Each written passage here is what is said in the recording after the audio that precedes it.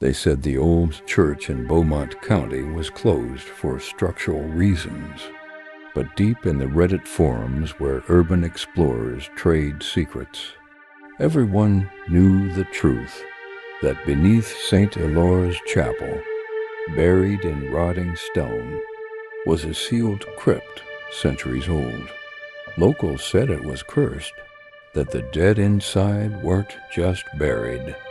They were shunned, forgotten, and worse, still awake. Lucas didn't care. He had a GoPro, a flashlight, and a growing YouTube following.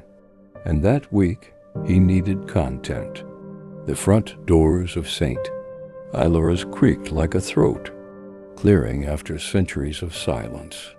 The pews inside were shattered and moss-covered. Light broke through the stained glass in jagged colors, like blood on the floor. Lucas stepped carefully. He found the stairs behind the altar, just as described in the forums, narrow, cracked, and spiraling into pitch black. He descended, the air tightening with every step.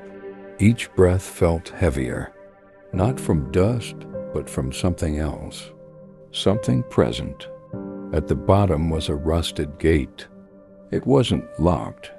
He pushed it open, the metal screeching like it resented being touched. The crypt smelled. Wrong, not death, not decay, but wet stone, old breath, and ash. Rows of sealed niches lined the walls, names faded or chiseled away entirely. And then came the first whisper, soft, low, right next to his ear. Lucas? He froze. No way, he whispered to himself. That's in my head. He kept filming. Lucas moved slowly through the tunnel-like chamber, flashlight flickering. The beam caught markings on the walls, symbols that weren't Christian, circles with spirals, X's through eyes, and a phrase repeated again and again. Speak not the name of the buried. Speak not the name of the buried. Goosebumps prickled his arms. He turned a corner and nearly dropped the camera. A mirror stood at the end of a narrow hall. Just a mirror, untouched by time, framed in black wood. In a crypt? As he approached, the whispers grew louder, but not in words. They were like breathing, but inside out.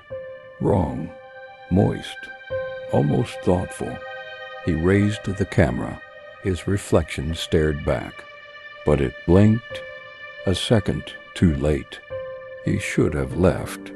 Instead, Lucas touched the mirror.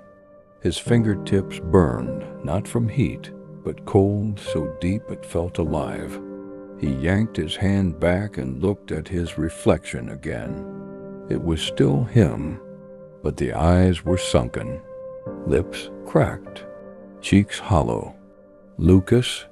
The voice was clearer now, his own voice, but slower, drawn out like a growl.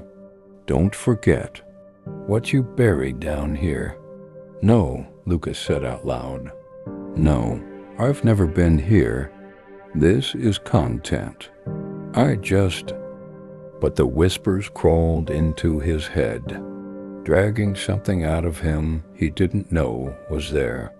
A memory, hazy, a funeral, someone crying, someone he couldn't see, but he was there. Who did you leave here? Why did you lie? He fell to his knees. The mirror changed. It no longer showed the crypt. It showed a house, burned black, surrounded by trees. A little boy standing on the porch, crying. Lucas's heart sank. No, that's not me. That's not. But the boy looked at the camera and mouthed something. Lucas dropped the camera. When he picked it up, the mirror was gone. So were the whispers. Instead, silence. Cold, complete silence. He ran. or thought he did. But the path was wrong now. Tunnels bent the wrong way, doors that weren't there before. He passed a room with no floor, just a pit of bones, stacked and pulsing like breathing meat. In another, walls bled. Literally, the stones were weeping red. He heard his voice again, from behind him this time. "You're not leaving. Not with what you remembered." He turned. No one there, but the flashlight died, and in the dark something scraped.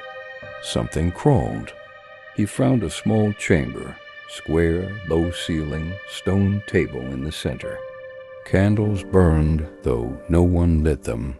The mirror was there again. Only now it didn't show him.